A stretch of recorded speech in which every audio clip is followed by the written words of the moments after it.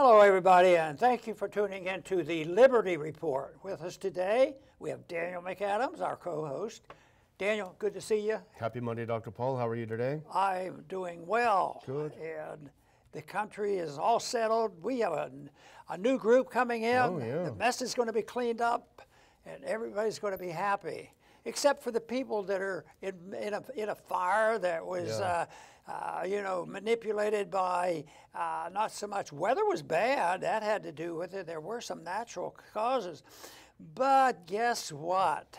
And I saw one individual, a friend of ours, that had predicted a couple years ago, this is coming.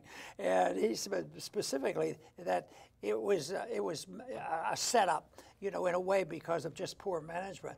So the government's involved, the weather's involved. It's really very, very tragic.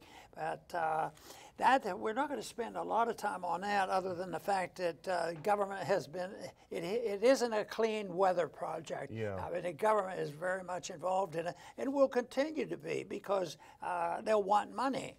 And in the age of austerity, are they going to get the money? Well, I don't know about that, but we don't have any money, so they can't promise it unless they steal it or print it. Yeah. And that's where the real problem is. But anyway, there are other things that will be pestering the country and the politicians on emergencies. There'll be an emergency foreign policy episode that we can't do that. We have to take care of that. So the pressures are there, and then the big thing is who's on whose side, and it looks like on foreign policy is a good challenge for Trump, because I think he's sincere in wanting to change it.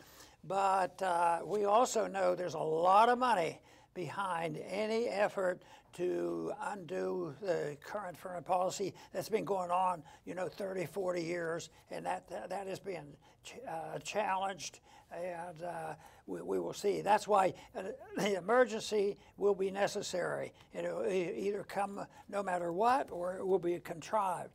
But this has prompted, the president, and I keep wondering who the president is. In a way, we know who the president is, but the big question is who is acting like a president? Who makes a final decision? And I'm not sure anybody knows for sure about that. But anyway, the president, the current president, nominally speaking, is going to give a speech over the State Department and the Pentagon, and this is going to be well watched, because I imagine he'll figure out.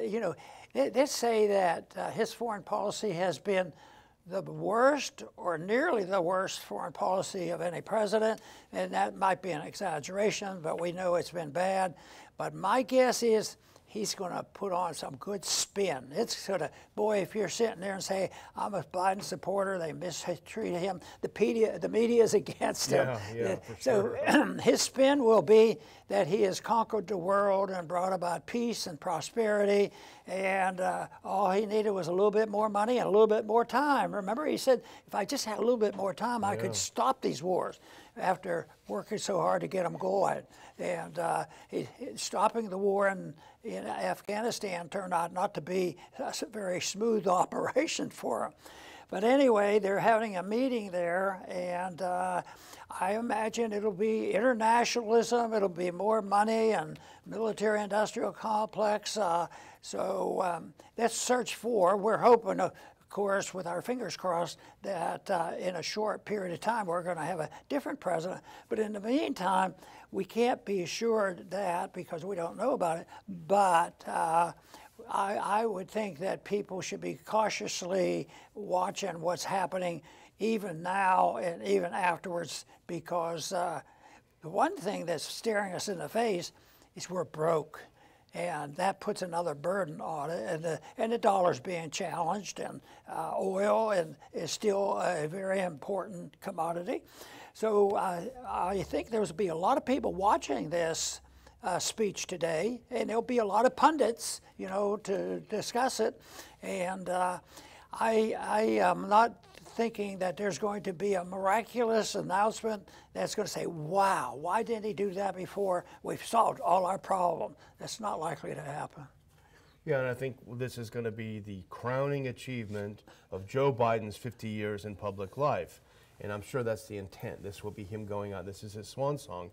And to a degree, I think they're right. This is his crowning achievement. These 4 years of Joe Biden foreign policy is a crowning achievement of all of his years in the Senate, but not in the way they think.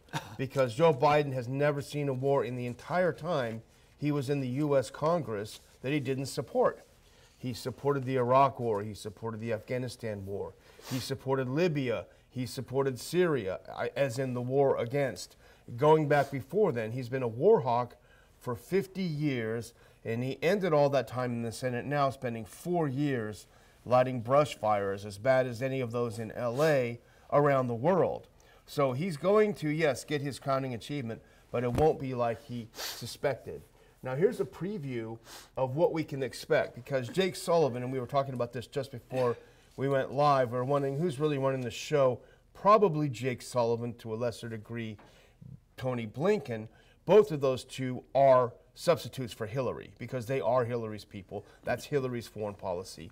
And so that's what we're seeing operative here. So Jake Sullivan was on TV over the weekend. We can get our earpieces and listen. Here's his 1-minute preview of Joe Biden explaining what an amazing, fantastic success U.S. foreign policy has been under the quote-unquote Biden administration. If we can cue up that first video. Here we go. Let's listen to Jake Sullivan. Joining us to reflect on the past 4 years, Biden National Security Advisor Jake Sullivan. Jake, thanks for being here. We appreciate it. As we come to the waning days of the Biden administration, where across the globe could you point and say the United States is safer because of what we did here? Well, I'd start by saying our alliances are stronger than we found them 4 years ago. They're stronger than they've been in decades. NATO is more powerful, purposeful, and bigger. Our alliances in the Asia-Pacific are at all-time highs. And our adversaries and competitors are weaker across the board. Russia's weaker, Iran's weaker, China's weaker, and all the while we kept America out of war. So I think the American people are safer, and the country is better off than we were 4 years ago, and we're handing all that off to the next team, as well as having the engines of American power humming, our economy, our technology, our defense industrial base, our supply chains. So the United States is in a stronger, more secure position, and our competitors and adversaries are weaker and under pressure. I think that's the main handoff that we will make to the incoming team. Joining us. Literally everything was... All is well? Yeah. Everything was a lie. Like, literally everything he said was a lie. And this is a characterization of his entire 4 years in this position. You know, we talk a lot about interventionism in foreign policy and the principle leading to so many problems of our moral obligation and military obligation. But the interventionism probably increased tremendously in the past 4 years. And it's been there, but it's been a bipartisan thing. More intervention and more stuff. The bigger the country gets, the richer a country gets, the more involvement we have gotten into the various, shenanigans, through our secret organizations like the CIA and other things. So this means he was bragging about interventionism, and all the tremendous successes. NATO's really been a successful group. How many wars have they started and contributed to? How much money have they spent? So I'll tell you this is pie in the sky, and I guess there'll be plenty of political supporters that will say that was just great. Yeah. But if he does give a great speech, and he gave us a speech that we say, yeah, no, not too bad, a little bit too little, too late. Yeah. Well, it was the Sullivans and the Blinkens who lit the fires back in the Obama administration, as we talk about all the time on this show, with the coup in Ukraine. That set the stage for the war. So they basically picked up where they left off. In the Obama administration, they took the coup and then turned it into a massive war. Now, his claim that the alliances are stronger and NATO is stronger is just factually incorrect. NATO's imploding. We know that. It's certainly not stronger because all NATO countries put in literally everything they have, every weapon system. Remember all the wonder weapons. It's going to be the Leopard. It's going to be the HIMARS. This is going to turn the tide. None of them have turned the tide. Russia keeps advancing in Ukraine, keeps killing Ukrainian soldiers. Now if Ukraine was doing so well, why are we demanding that they start drafting 18-year-olds? If they're winning, why are you drafting kids and old people? You know, so NATO has given everything it can. They literally, their stocks are dry. They don't have any weapons left to give, and they're still losing. So how can you, with a straight face, if you have a conscience, which he doesn't because he's a psychopath, how could you go up there and say, we've had success on every single platform. Everything we've done has been an amazing success. For him to fib a little bit is expected, but maybe from their deeply held, beliefs of what they would like, they may see themselves as being very successful. You know, if they lean toward Marxism and some of the radical political groups, and if they want to remake or recontrol or expand the authoritarianism of the international globalist system, they may, really believe in their heart that they've done a service for us. And but I think that they don't quite have the same basic thought about what America is supposed to be about. It's supposed to be about freedom and liberty and peace. And so far, not too many politicians have stood out on that. There have been some, but most of the time they don't get to the positions of high authority, and that's why a lot of people are holding their fingers crossed and being hopeful that where Trump is at times hard to figure out, he certainly has been saying and taken position, and I think it's fair for him to say that his 4 years of intervention and desires held up pretty good. The new wars were started, but there was a lot of things we complained about when he was president.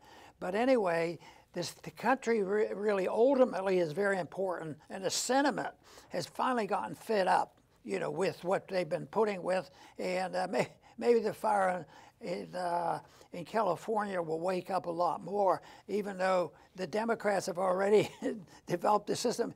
It was all due to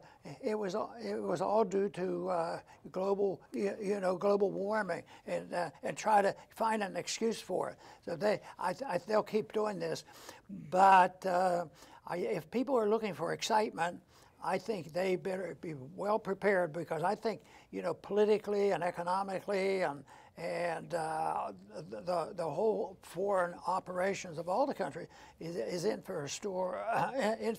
store for some major events in the next couple of years. I mean, I think all you need to know about the Biden foreign policy is that President Biden and his team have spent $200 billion in a war in Ukraine and lost. And that's what's happening. Nothing else needs to be said. You wasted $200 billion. You enriched. Now, he talks about how the defense industrial sector is humming. They're humming because you primed them with $200 billion of our dollars. You can't steal money from us and give it to someone else and exclaim about how rich that other person is. That's what he's saying. You spent $200 billion on a war and lost that war. It's a failure. But I'm sure, there are a couple wars that have to be stopped, and Trump will make an effort around the globe, I'm sure. But he'll probably, I'm not sure I was going to be knowledgeable and know which one is the most pressing. But I don't think one person can pick and say, oh, it's Ukraine, it's more pressing, we have to do something. Oh, no, it's Gaza and the Middle East and what's going on there. But, for me, it's all the same deal. It's the outsiders intervening in things that if countries would be left alone, things wouldn't be this way. So, but I think they're all very, very serious. And then if our goal is freedom and prosperity, we still have to deal with our domestic policies and, you know, the runaway spending here at home. So we have major problems. And if you had to nail the most important issue for me, and that is big government spending too much money and the debt we have to deal with. And there's a lot of, you know, extra stuff on there, but why? But I think that is very serious, and they're not going to, every time they talk about spending, that's the one thing about what the Efficiency Committee is trying to do, is trying to nibble away at this. But I tell you what, that is going to be a big job, but the effort has to be made. But that is going to be a big one. It won't be a single country going. It won't be Venezuela or another country just going broke, because it'll be you know, the powerhouse, the military powerhouse, and the country that's running the reserve currency of the world. So that's why all this stuff adds up. And right now, I don't think we're going to see anything but. From our viewpoint, we'll say, oh, do we have to listen through this? And I'll say, no, I don't know if I could stand it. Yeah, the whole idea that to claim that America is safer now because of Biden's foreign policy is so absurd on its face, because we are on the brink of a nuclear war, not even in the deepest, darkest days of the Cold War, except for maybe the Cuban Missile Crisis, you could argue, but I think we're actually closer now. Have we been as close to nuclear annihilation because of stupid policy of betting everything on a country that doesn't matter to the U.S.? It doesn't matter who runs Ukraine. It's not important to us. You know, if half Ukraine wants to join Russia, they should have been able to do it and save that 600,000 Ukrainian lives who've been killed in the war. But instead of doing that, they brought to the brink of total human destruction on Earth for a stupid neocon idea. So the idea that we're safer is so absurd. They should have laughed in his face. Any other news channel would have laughed in the guy's face. Yeah, but you know, the real authority that's you know, keeping people very much involved is the media. How they incessantly talk about Russia's invasion, and but they never deal with that in the context of a war that was, you know, institutionalized early on. Like, oh, we'll go back to 2014, and back to your friends that were doing it that time. Exactly. I'll tell you, that is a big deal, and that's why so far the foreign policy has been very, very bipartisan, you know, bipartisan in agreement for all this.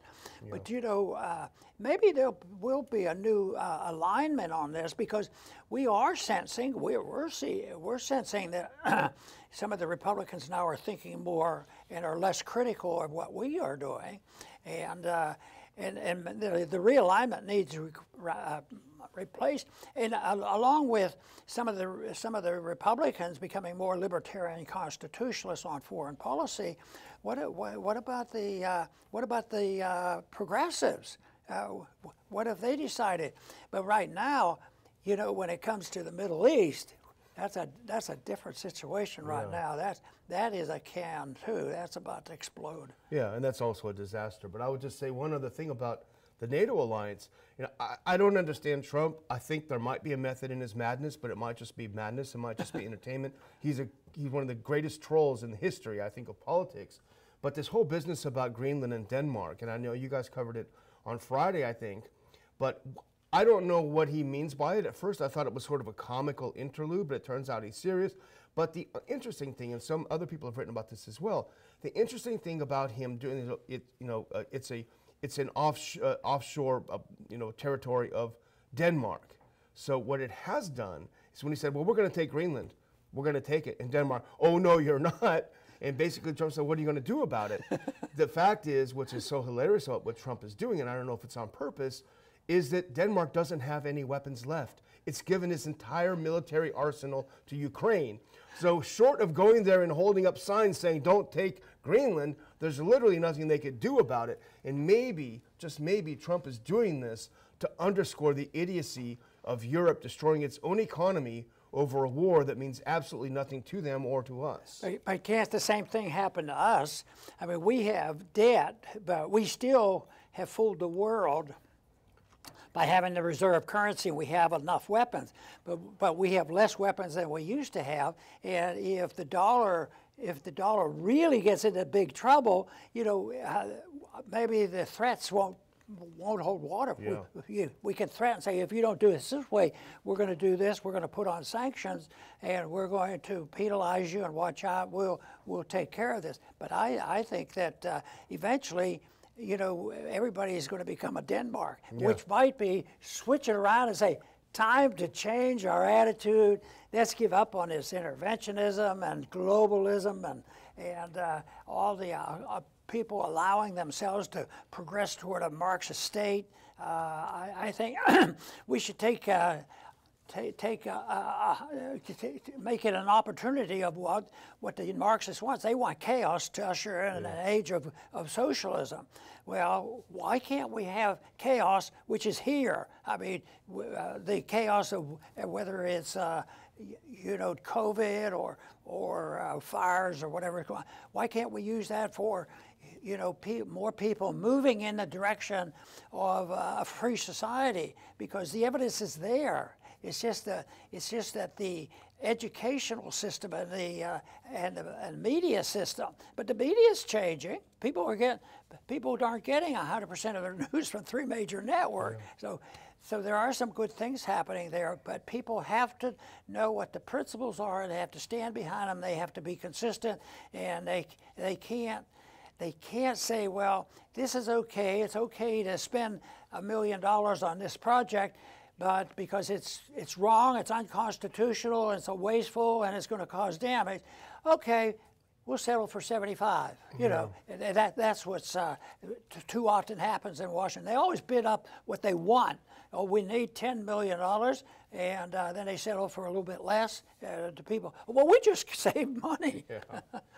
Well, before we move on to our second, I just want to do just a closing thing on this particular segment, which is the, no, I don't have any more videos, but the idea that Russia is weaker and Iran is weaker and China is weaker because of their foreign policy is objectively not true. Our overuse of sanctions against these countries have caused them to form the BRICS alliance, and now they're in fact trading with each other more than they ever did. We're forcing them into a very lucrative trading system that we could have been taking advantage of. So no, they're not weaker. Objectively, they're stronger economically, militarily than they were before the Biden administration. I want to give the last word on this to Glenn Greenwald, who, if we skip ahead a couple of those clips to Glenn's tweet, I think Glenn once again nails it. He says, he posted on X earlier today, Biden's main legacy is paying for and fully arming Israel's destruction of Gaza and isolating the U.S. from the world to diplomatically protect it.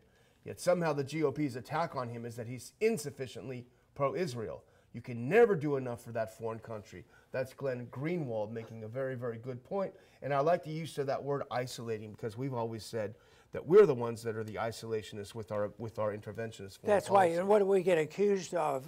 They accuse us of being the ones that won't do anything, and yet we are the ones that are quite willing to trade and talk with people.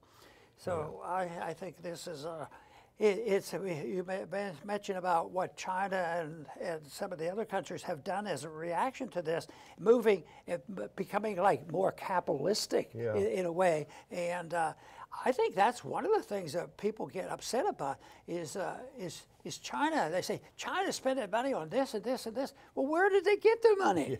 You know, they had slaves. You know, and you have to visualize all the slaves. So they had slaves. Yeah, they had the market cost of labor, and then they were making products that we bought. I mean, the American people probably had, I don't know what percent, but maybe they had 80% of the funds that go to China, and then when China goes and buys something that we don't like, then they say that it's those communists that are doing it to them. Yeah. Well, one other thing we saw that we just want to throw up there real quick, because I think philosophically we'll have a good response to it. If you put that Daily Signal article up, we noticed that this morning. The deep state is gearing up. Nearly half of federal employees in the swamp plan to resist Trump poll finds. Go to the next one. This is from the Daily Signal. Came out today, and they said that a surprising number of federal government employees admit they are gearing up to act like a deep state, opposing the incoming second administration of Donald Trump. And 42% of federal government managers who work in D.C. will work against the administration. Now, I think what the professional right wing would say is, this just shows that Trump has got to get a hold of these people and force them to do what he says, you know. But I think the libertarians would have a different response to that, Dr. Paul. Boy, that's for sure. But I think it's this piecemeal stuff that we have to be cautious about, because a lot of people say, you're right, there's too much spending and there's too many bureaucrats, but they won't say, well, what are they doing? Yeah. And, you know, there are some, including, I think somebody related to me, puts up the specific incident. They're small, but do people realize that? What are they doing that for? Some silly expenditures. And that I think is, you know, people say, well, just get rid of all that. And I think that, what are hundreds of thousands of pages at the register, at the Federal Register. And yes, they need to reduce some, they need to tinker with it, they need to do with it. But I still think you have to take a firm position on support. You either support it and not have it, or you support it, but you say, well, we'll settle for cutting it back 1%, you know, but they don't even cut it back 1%. You try to cut 1% out of a budget, they won't even vote for it. Yeah. So I think that's why I'm pessimistic on the long run, and the long run's getting shorter all the time. Yeah. Is the spending is going to continue?